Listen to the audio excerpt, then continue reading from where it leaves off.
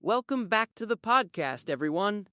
Today, Olivia and I are tackling a topic that's probably at the forefront of every founder's mind, almost every single day: productivity. It's this elusive beast, isn't it?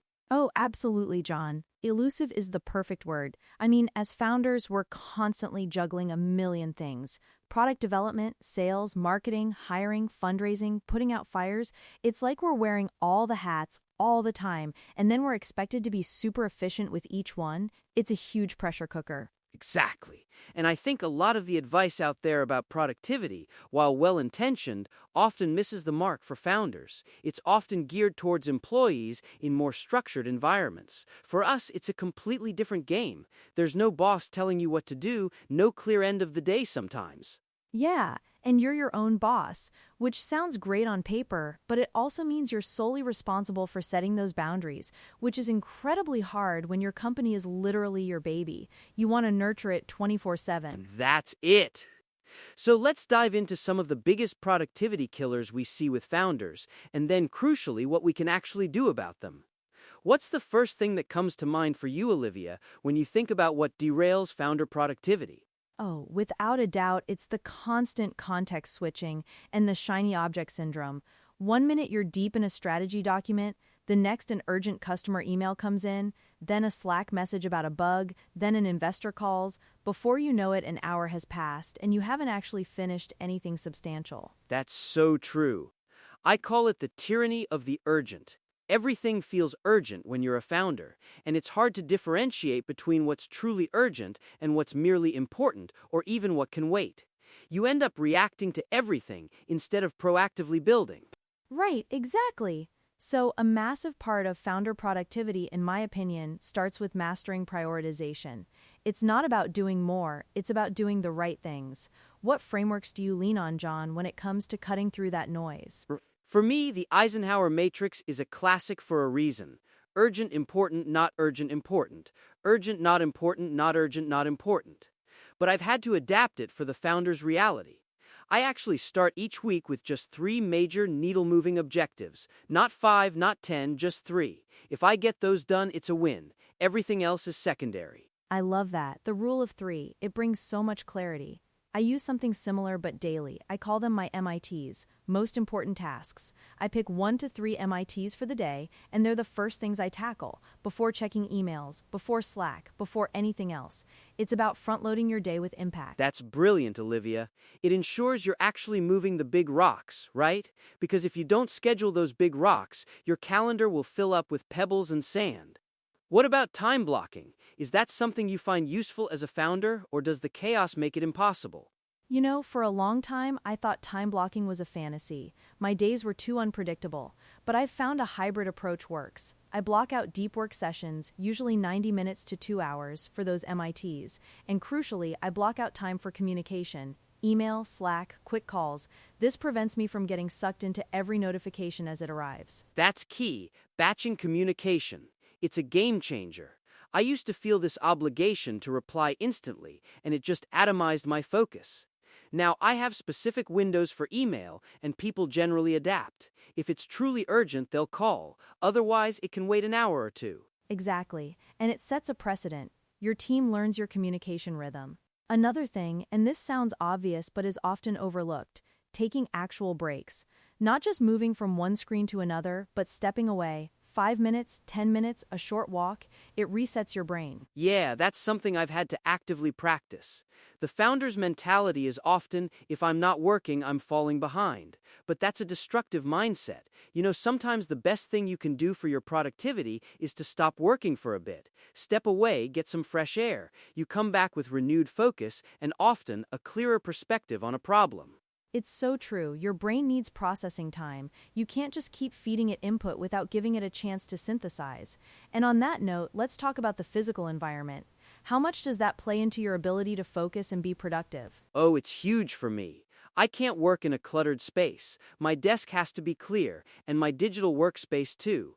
I'm a big proponent of closing all unnecessary tabs, muting notifications, putting my phone in another room. Creating that deep work sanctuary, even if it's just for an hour, is vital. Absolutely. I've even experimented with different music or ambient sounds. Sometimes instrumental music helps, other times complete silence. It depends on the task, but creating that intentional space, free from external distractions, is a form of self-care for your focus. That's a great way to put it. And speaking of self-care, a huge productivity killer for founders is burnout. We glorify the hustle, the 100-hour weeks, but that's not sustainable, and it certainly isn't productive in the long run. What are your thoughts on fighting that hustle porn mentality? Oh, that's a topic I'm really passionate about. The glorification of burnout is one of the most toxic things in startup culture. It sends the message that if you're not sacrificing your sleep, your health, your relationships, then you're not dedicated enough.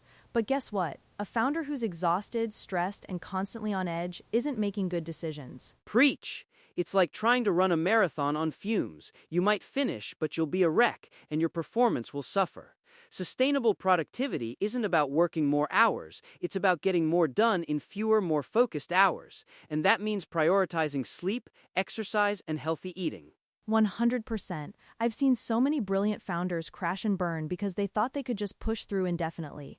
And then, when they do burn out, the company suffers immensely because the leader isn't functioning. It's a false economy to sacrifice your well-being for more work. Yeah, and it's a hard lesson to learn sometimes, because initially when you're super passionate, you can push those boundaries. You're fueled by adrenaline. But that's not a sustainable fuel source. It runs out, and then you're left with the consequences. So, beyond personal habits, what about delegation? That's another huge area where founders struggle. Oh, absolutely. It's often because founders feel like no one can do it as well as I can, or it's faster if I just do it myself. And while that might be true for a tiny task in the short term, it's a massive productivity bottleneck in the long run. If you want to scale your business, you have to scale yourself, and that means empowering others. That's a painful but necessary truth. Learning to let go, to trust your team, to accept that someone might do it 80% as well as you, but free up 100% of your time to focus on truly strategic work, it's a huge shift in mindset. It really is. And it's not just about delegating tasks, it's about delegating ownership. Give your team members a problem to solve, not just a list of steps to follow. That's how you build a resilient, capable team and free up your own mental bandwidth. That's a fantastic point, Olivia. Empowering ownership is key. What about tools and technology? Do you think founders rely too heavily on them, or do they really help cut down the noise? They're a double-edged sword, aren't they? A well-chosen tool like a good project management system or a CRM can be incredibly powerful. It centralizes information, streamlines workflows, but then there's the trap of tool hopping, constantly trying the next shiny app, which just adds more complexity and distraction. Totally. It's about finding what works for your specific needs and sticking with it. Don't let the tools dictate your workflow. Let your workflow dictate the tools you adopt. And keep it minimal. The fewer places you have to check for information, the better. Yes, absolutely. Complexity is the enemy of execution, and founders already have enough complexity in their daily lives. So simplify wherever you can, whether that's your tool stack, your calendar, or even just your daily routines. Simplification is a great mantra.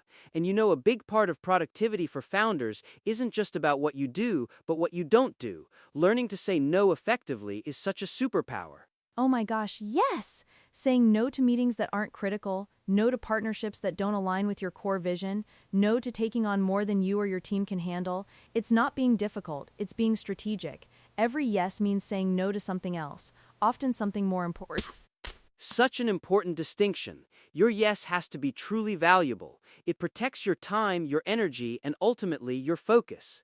And speaking of focus, I think we sometimes forget the importance of having a clear vision. If you don't know where you're going, any path will do, and you'll waste a lot of time wandering. That's a profound point, John. A strong vision acts like a compass for your daily actions. When you're clear on the ultimate destination, it becomes much easier to evaluate whether a task, a meeting, or even a new opportunity is actually moving you closer or just pulling you sideways. Right? It makes prioritization much simpler.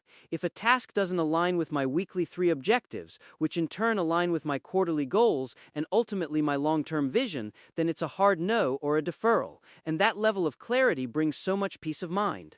It really does. So, to recap some of our key points for founders looking to boost their productivity, master prioritization, whether it's the Rule of 3, MITs, or the Eisenhower Matrix. Block out time for deep work and batch your communication.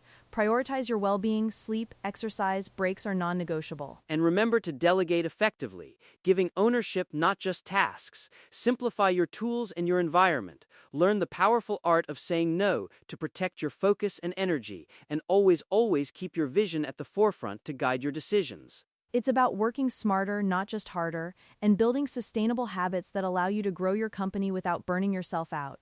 Experiment with these strategies, find what resonates with you, and adapt them to your unique founder journey. Absolutely. It's a journey of continuous improvement, and there's no one-size-fits-all solution.